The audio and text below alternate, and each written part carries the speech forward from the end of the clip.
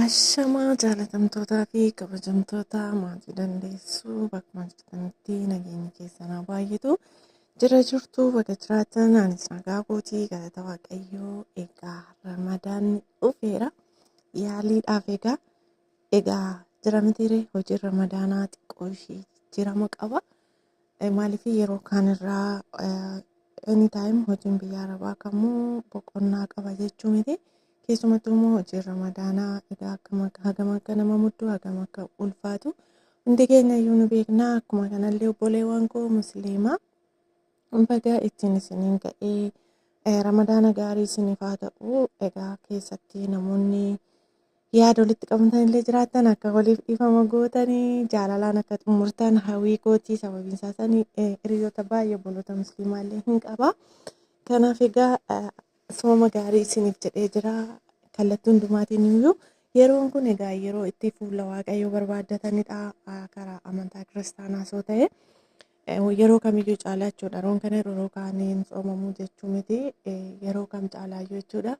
Amma immoo egaa akkuma beektanii qimamoonni madaami hojii ramadaanaa egaa dhufeera almost guyyoota xiqqootu hafe.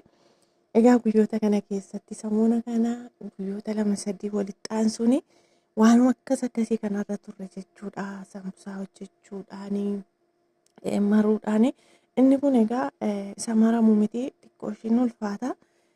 Keessumattuu kanaan durallee isin hojjedheen ture viidiyoo kana namoonni maashinatti bukoonsaa daakamu akkuma kanallee bukoonsaa diddireeffamu hin qabne gateettii kana barbaada jechuudha hanga danda'ametti. Osoo yeroo ramadaana keessaa hin hojjetamu ta'e maashinni isaa hin jiru taanaan dhugaa dubbachuuf baay'ee ulfaata. Egaa yeroon kana jedhu yeroo kaanii hojiin ramadaanaa hin ulfaatu jechuu koo miti. Hojiin biyya arabaa hin ulfaatu jechuu koo miti garuu hundumayyuu caalaa immoo yeroo ramadaanaati kan inni ulfaatu jechuudha. Akkuma kana obboloonni akka qocarraa mana nyaataa keessa hojjettanii egaa obboloonni kan tarii baay'inaan qulleessuu hojjettan nyaata biraa baadaa akkas meeshaa dhidhiquu ta'uu danda'a. Garuu immoo dhuunfatanii warri kushinaa hojjettanii of eeggannoo godhaa keessumattuu yeroo zayita afaarra hojjettan jechuudha. Sababiin isaa sanii waggaa lamaan kana mudannoo hin dagatamne waan hin qabuuf ariitiidhaan otoon hojjedhu bishaan danfinatti nammee ture jechuun natti galagale jechuudha. Badii maatii osoo hin taane ariitii irraan kan ka'e jechuudha. Hojiin baay'inarraan kan ka'e. Kanaafiyyuu isinillee akka of eeggattan dhaamsa akkasumaan isinii dabarsa.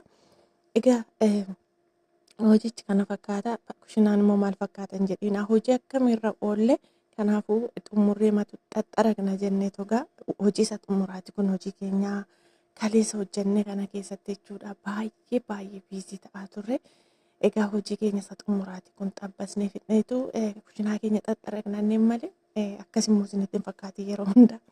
Kunooti egaa saambusaan keenya bukoosaa isinitti argisiiseen ture otoon bilchaatiin abiddarras yeroo jiru isinitti argisiiseera. Haala bareedaa ta'een xabbafamee bareedee akkasitti itti tottoleetti kuulamee sadarkaa kanarra ga'ee jira. Dhugaa dubbachuuf baay'ee bareeda jechuudha. Diizaayina lamaan hojjetame tokko kan foonii fi akkuma kanaa jibunadha jechuudha kan hojjetame.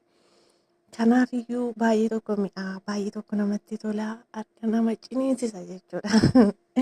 Kanaafuu ani baalammoo yaadammoo isheen kunoo dhumni isaa kana fakkaatee jira. Akka carraa ta'e keessummoota qabna turre.